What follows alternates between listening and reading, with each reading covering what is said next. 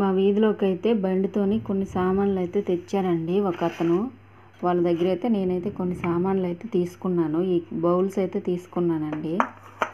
ఇవి 4 బౌల్స్ అయితే వచ్చాయి, 4 వచ్చాయి. ఒక్కొక్కటి 20 రూపీస్ అండి. ఏ వస్తువైనా 20 రూపీసే అన్నారు. నాకు కావాల్సినవి అయితే నేను కొన్ని సామాన్లు అయితే తీసుకున్నాను. ఇదిగోండి, ఇది 20 రూపీసేనంట. ఇదొకటి, ఇదిగోండి ఇదొకటి. 2 గరిటెలు అయితే తీసుకున్నాను. పింగాణి ఐటమ్స్ ఇవి.